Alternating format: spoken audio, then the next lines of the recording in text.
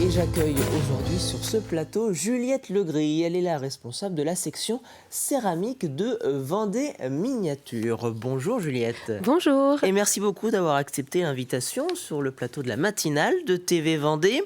Pour commencer peut-être, est-il possible de représenter brièvement Vendée Miniature, ce site de Vendée Miniature que certains ne connaissent peut-être toujours pas en Vendée? Bien sûr.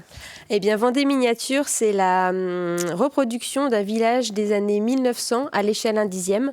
On représente la campagne vendéenne de cette époque. On y retrouve les traditions vendéennes, on y retrouve les métiers d'autrefois.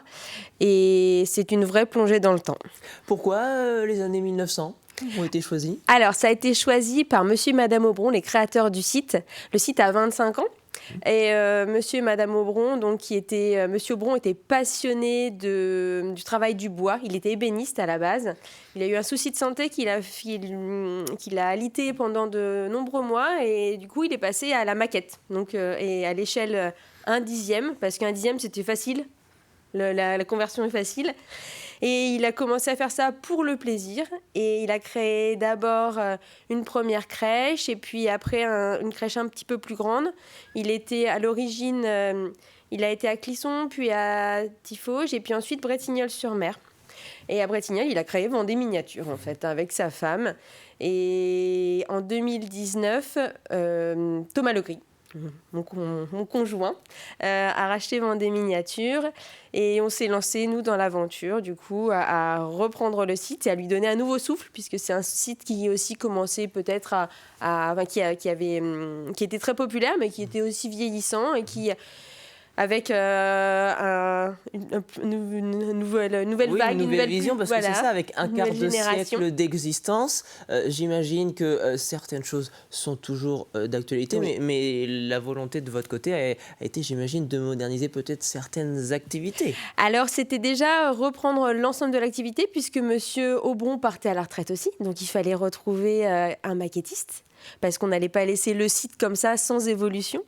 Et donc, on a décidé, avec ce maquettiste, Ilia, qui était notre premier maquettiste, maintenant on a Louise, mais on a décidé du coup d'apporter de la nouveauté et aussi d'attirer un public plus familial.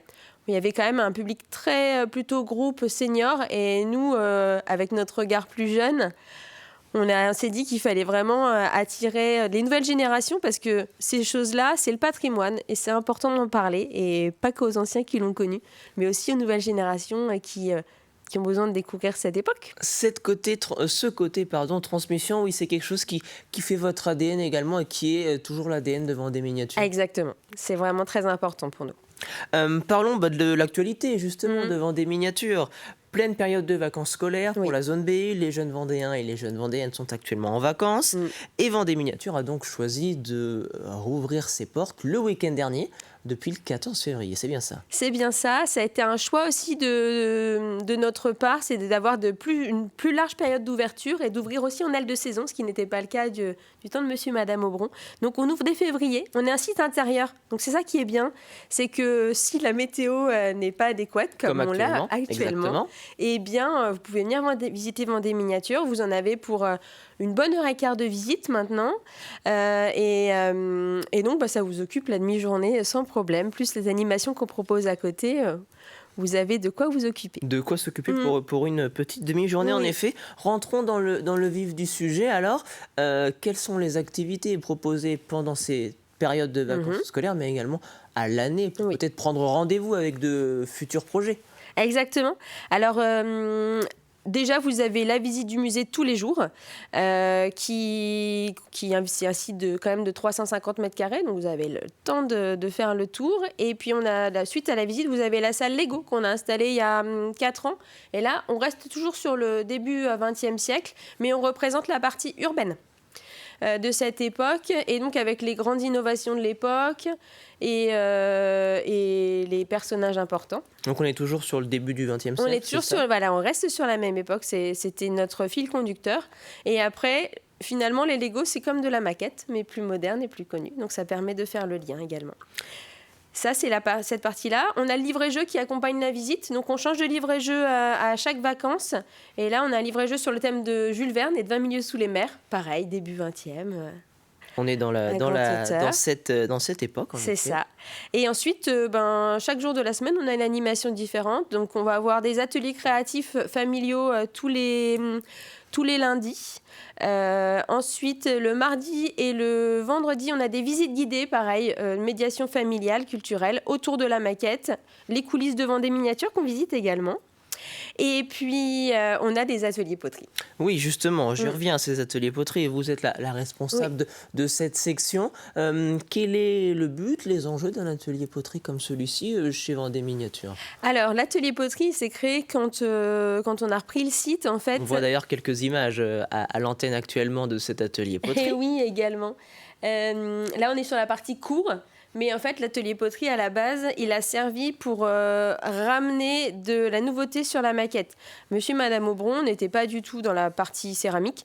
Et en fait, ils achetaient les santons au santonnier de Provence. Et quand nous, on a repris, qu'on a voulu faire évoluer la maquette, les santonniers avaient vieilli également.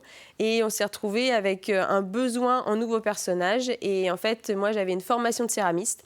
Et je suis allée me former auprès des santonniers d'Aubagne, Monsieur Scaturo, qui est le meilleur ouvrier de France, pour avoir acquérir cette technique. Et du coup, maintenant, on est autonome sur la création de nouveaux personnages.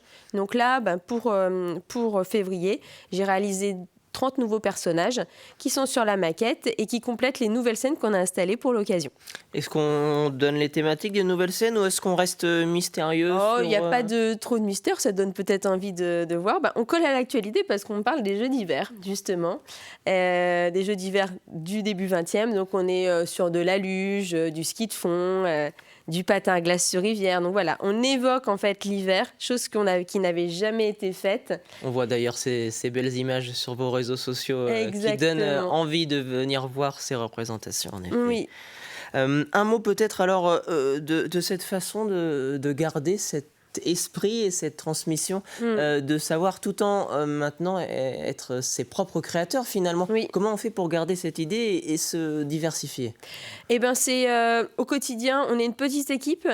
Combien de personnes du côté de Vendée Miniature? Alors, on est 4. On est 4 à l'année et après on a des saisonniers. Mais on est 4 à l'année, du coup on est 2 à l'atelier. Louise qui est notre maquettiste, moi qui est à la céramique, et après 2 de plus dans les bureaux. Et donc en fait l'idée c'est vraiment un échange tout le temps de nos idées, on partage en fait les idées qu'on a en tête, et puis après ça va aussi avec les retours qu'on a des visiteurs. Les échanges, j'imagine, sont importants avec les visiteurs sur les envies peut-être de voir certaines thématiques naître. Oui, et puis aussi les anciens qui vont dire à mon époque il se passait ça, et donc ça nous donne des idées à creuser en fait. Donc on a tout un champ de possibles qu'on essaie de développer au fur et à mesure, et qu'on essaie maintenant, c'est vraiment aussi un choix de faire des animations temporaires comme les scènes d'hiver, on les enlèvera à la fin des vacances pour remettre différemment le site, et ça nous permet de faire évoluer le site et de donner aux gens de venir, les locaux, pourquoi pas de venir plus régulièrement et de découvrir et redécouvrir le site au mille et un détails. Et le message est passé. Merci beaucoup Juliette Legris, responsable de la section céramique de Vendée Miniature, d'avoir été avec nous sur le plateau de la matinale. Et très belle saison, je le rappelle, Vendée Miniature est ouvert depuis ce samedi 14 février. Merci beaucoup et très belle journée à vous. Merci beaucoup à vous aussi.